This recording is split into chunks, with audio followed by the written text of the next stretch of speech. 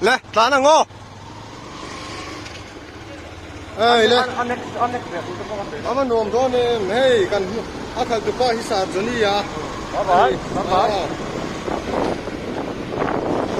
tanel chunga kan lut phei ni